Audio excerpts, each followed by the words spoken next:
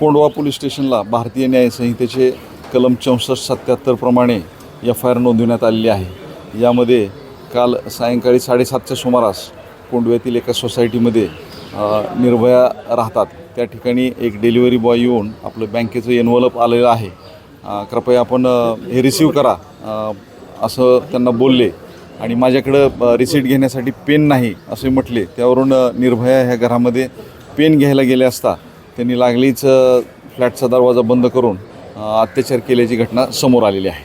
Sir, तो घरात घुसला, त्याने तिच्या तोंडावर स्प्रे मारला अशी देखील माहिती आहे। याबाबत आम्ही घटनास्थळाचा सविस्तर पंचनामा केलेला आहे। घटनास्थळावरती आयकार फोरेन्सिक एक्सपर्ट्स बोलवण्यात आलेले होते। त्यांना बेशुद्ध करण्यासाठी स्प्रे किंवा इतर कुठलं काय वापर झाला याबाबत विश्लेषणांती आपल्याला ठोस माहिती मिळेल। सर, आरोपीने तिच्याच मोबाईलमध्ये स्वतःचा सेल्फी काढला आणि काही मेसेजही लिहिला असं देखील समोर आले। आम्ही निर्भयांचा मोबाईलची पाहणी केली असता त्यामध्ये एक फोटो आढळून आलेला आहे आणि त्यावरती मेसेजही मिळालेला आहे। त्या अनुषंगाने आम्ही तांत्रिक विश्लेषणाच्याद्वारे अधिक तपास करत आहोत। सर, आरोपीच्या मोबाईलमध्ये, पीडितच्या मोबाईलमध्ये हा फोटो आहे, तर त्याची ओळख पटली का? तो नेमका कोण आहे, कुठल्या कंपनीचा आहे, त्याचं नाव वगैरे समोर आलं आतापर्यंत?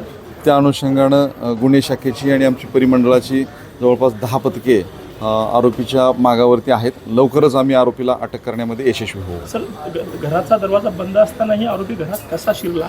त्याने काही बहाणा केला होता का? नेमकं काय झालं? फ्लॅटचा बेल वाजवून त्यानं आपलं एनव्हलप आलेलं आहे आणि मला याची पोच द्या, मी पेन विसरलेलो आहे असा बहाणा करून घरामध्ये प्रवेश केला आहे। त्या पीडित तरुणीनं त्या खरंच पार्सल तिचं होतं का काही खोटा बहाणा होता हा?